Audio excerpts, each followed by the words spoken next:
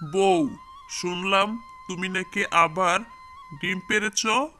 এখন নাকি আবার তুমি বাচ্চা ফুটাবে। স্বামী, তুমি ঠিকই শুনেছ। আমি আবার ডিম পেড়েছি। আমাদের আবার বাচ্চা হবে। অনেক আনন্দ হবে, মজা হবে। আনন্দ হবে, মজা হবে, সবই ঠিক আছে, কিন্তু আমার মেয়ে সন্তান যদি হয় তাহলে বাড়ি থেকে বের হয়ে যাবে। এসব তুমি কি বলছো? তুমি কন্যা সন্তান চাও না? তুমি ছেলে চাও? তাহলে আমি ছেলে সন্তান কোথায় পাবো? কোথায় পাবে জানি না, তবে তুমি যে ডিম পেড়েছো, তুমি যে বাচ্চা ফুটাবে, এতে যেন আমার ছেলে সন্তানই হয়, মেয়ে যাতে না হয়। তুমি খুব রাগ করে আছো, সেজন্যই এভাবে কথা বলছো, তাই না? কন্যা সন্তান তো অনেক ভালো, লক্ষ্মী, ঘরের আলো। এসব কথা তুমি বলো না। কন্যা সন্তান হলে অনেক কিছু খরচ আছে, যেটা আমার পক্ষে সম্ভব না। তাই চেষ্টা করবে কন্যা সন্তান যাতে না হয়। এখানে আমার চেষ্টা আর অপচেষ্টার কি আছে? তুমি দেখে নিও, যা খুশি তাই হোক। আমি তোমাকে স্পষ্ট ভাষায় বলে দিচ্ছি, তাদের খরচ আমি বহন করতে পারবো না। আমার এত টাকা পয়সা নেই। জানি না তোমার মাথায় কি ভূত চেপেছে। তুমি বাচ্চার বাবা হবে, তাহলে খরচ তো তোমাকেই করতে হবে। অন্য কেউ তো আর এ খরচ করতে পারবে না।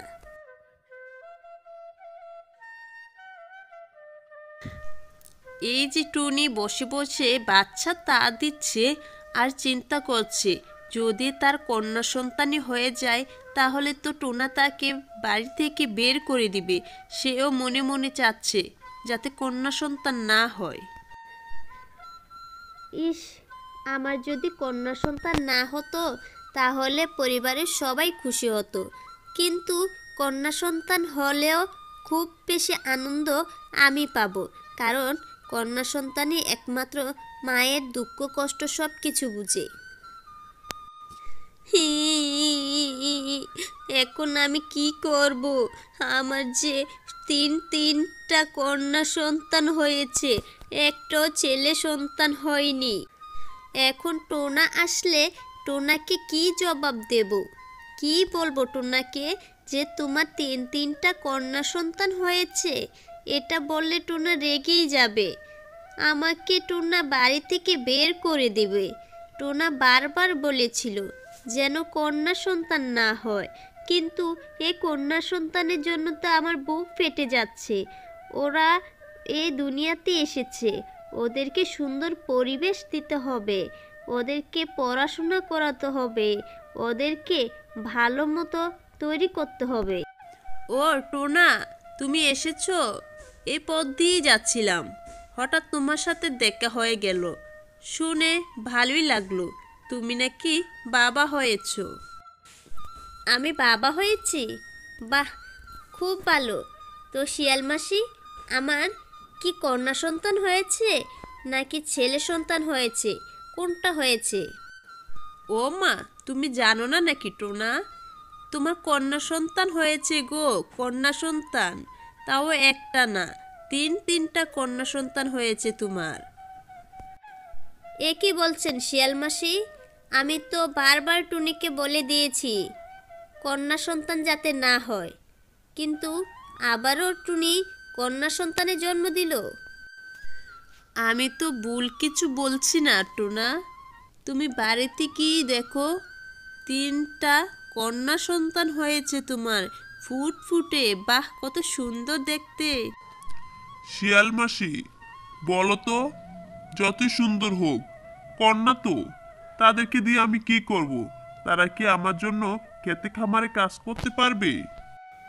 হ্যাঁ তাই তো টোনা, এখন তাদেরকে বিয়ে দেওয়ার জন্য টাকা সঞ্চয় করো, ওদেরকে অনেক টাকা খরচ করাতে হবে। আমি চাই না কোনো টাকা পয়সা খরচ করতে। এই টুনি 3টা কন্যা সন্তান নিয়ে আমার বাড়ি থেকে বের হয়ে যাবে। আমি শুধু এটাই চাই, আর কিছুই চাই না।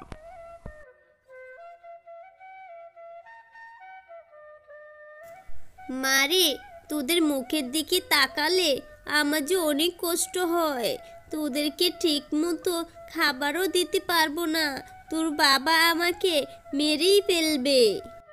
মা, তুমি চিন্তা করো না, আমরা বাবাকে বুঝিয়ে বলবো, তোমার কোনো দোষ নেই। টোনা, দেখো, বাচ্চাদের সামনে এভাবে কথা বলো না, বাচ্চারা অনেক কষ্ট পাবে। টোনা, আমাকে একটাবার সুযোগ দাও। তোমাকে সারা জীবনের জন্য সুযোগ দিয়ে দিলাম টুনি, তুমি আমার বাড়ি থেকে বের হয়ে যাও। আমি তোমার মুখ আর দেখতে চাই না। তুমি 3টা কন্যা সন্তান কোন আক্কেলে জন্ম দিলে? স্বামী, আমি কোথায় যাব এই সন্তানগুলো নিয়ে? এগুলো যে তোমার সন্তান, তুমি ওদেরকে দেখে শুনে রাখবে, ওদেরকে বড় করবে, আমি কোথায় যাব? ও আচ্ছা টুনি, তুমি কোথায় যাবে সেটাও কি আমি ঠিক করে দেব? তুমি জাহান্নামে যাও, তাতে আমার কিচ্ছু যায় আসে না। তুমি আমার বাড়ি থেকে বের হও। দেখো টোনা, তোমার বয়স হয়ে গেছে, এখন তুমি একা একা থাকতে পারবে না, আমাদের অনেক সাহায্য করতে হবে তোমাকে। আমার জন্য তোমাকে টুনি চিন্তা করতে হবে না। তুমি যেদিকে দু চোখ যায় চলে যাও, আমি একাই থাকবো, তাও তোমাদেরকে রাখবো না। আজ কতদিন হয়ে গেল টুনিকে বাড়ি থেকে বের করে দিয়েছি, এখন ক্ষুধায় তো আমার পেট চৌচির করছে। বাসায় তো খাওয়ার জন্য কিছুই নেই, দেখি কোথাও কিছু পাই কিনা। আমি তো অসুস্থ হয়ে পড়লাম। আরে, এ কি, এখানে দেখছি টোনা বাবা নাকি? অসুস্থ অবস্থায় শুয়ে আছে গাছের নিচে। আহ, কে কে এসেছে এখানে? আমাকে একটু সাহায্য করো, আমার অনেক ক্ষুধা লেগে গেছে। তোমার এখান থেকে কিছু ফল দাও। টোনা বাবা, তুমি এখানে কিভাবে আসলে? আর তুমি তো একা একা থাকতে বাসায়, খাবারও কি রান্না করে খেতে পারোনি? এটা কি আমার কন্যা সন্তান? হ্যাঁ, আমাকে একটু সাহায্য করো, বাসায় নিয়ে দিয়ে আসো। তোমাকে দেখে আমার অনেক কষ্ট হচ্ছে বাবা, আমি তোমাকে গাছের নিচে ফেলে রেখে যেতে পারবো না, তোমাকে বাসায় নিয়ে যাব।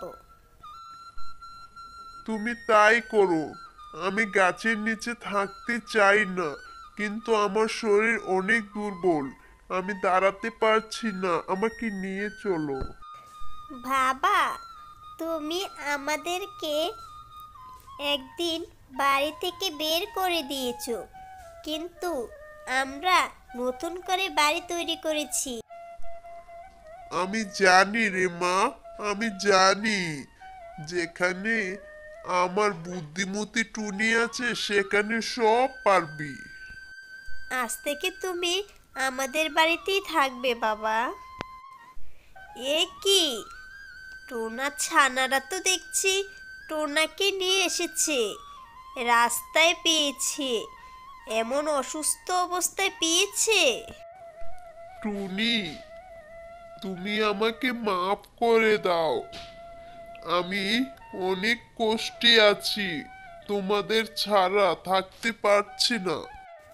দেখে কষ্ট হচ্ছে যে টোনা একদিন গায়ের জোরে ক্ষমতার দোহাই দিয়ে আমাদেরকে বের করে দিয়েছে।